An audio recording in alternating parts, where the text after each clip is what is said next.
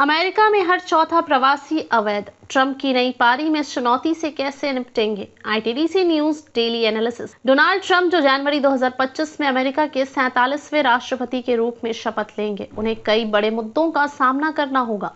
उनमें सबसे गंभीर है अवैध प्रवासियों का मुद्दा, जिससे उन्होंने अपने चुनाव अभियान में एक बड़ी प्राथमिकता बताया था। लेकिन आखिर कैसे ट्रंप इस बढ़ती समस्या से निपटेंगे? अमेरिका में हर चौथा प्रवासी अवैध है। यह आंकड़ा बहुत चौंकाने वाला है और यह संख्या तेजी से बढ़ रही है। 2020 के बाद से अवैध प्रवासियों की संख्या में लगातार वृद्धि देखी जा रही है, जिससे सुरक्षा संसाधनों और रोजगार पर दबाव बढ़ रहा है। प्यू रिसर्च सेंटर के अनुसार 2000 में वैध प्रवासियों की संख्या 24.1 मिलियन थी, जो 2022 में बढ़कर 36.9 मिलियन हो गई। वहीं अवैध प्रवासियों की संख्या में भी बड़ा उछाल देखा गया है। अमेरिकी सीमाओं पर रोजाना हजारों की संख्या में प्रवासी पहुंचते हैं, जिसमें बड़ी संख्या भारतीयों की भी है। अक्टूबर 2023 में सितंबर 2024 तक लगभग 90,000 से अधिक भारतीय अमेरिका की सीमाओं पर पकड़े गए। ये लोग मेक्सिको और कनाडा की सीमाओं से अमेरिका में अवैध रूप से प्रवेश करने की कोशिश कर रहे थे। डंकी रूट नाम का ये तरीका तेजी से लोकप्रिय हो रहा है, जिसमें प्रवासी कई देशों की सीमा पार कर अमेरिका पहुंचते हैं। अपने चुनाव प्रचार के दौरान डोनाल्ड ट्रंप ने अवैध प्रवासियों को लेकर कड़ी नीति अपनाने की बात कही थी। उन्होंने बिडेन प्रशासन पर भी निशाना साधा था।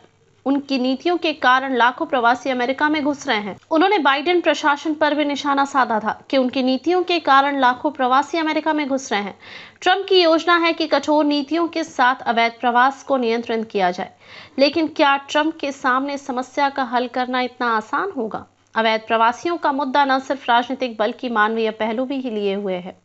नए कानून बनाना और कड़े कदम उठाना आसान नहीं है, खासकर जब कांग्रेस और अन्य संसाधन ट्रंप की नीतियों पर रोक लगाने की कोशिश कर सकते हैं।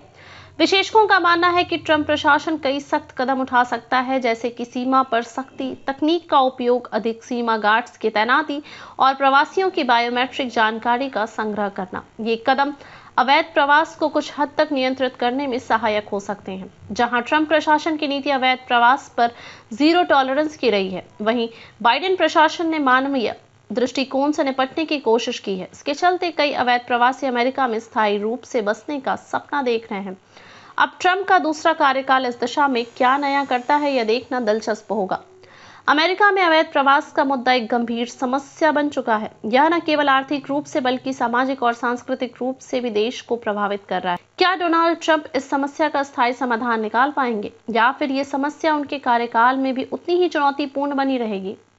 डोनाल्ड ट्रंप के सामने ये समस्या बड़ी चुनौती बनकर खड़ी है। क्या वे अमेरिका में अवैध प्रवास की समस्या का समाधान कर पाएंगे, या फिर इस मुद्दे पर उनके प्रशासन की नीतियां भी पिछले सरकारों की तरह ही असफल रहेंगी? आने वाला समय बताएगा।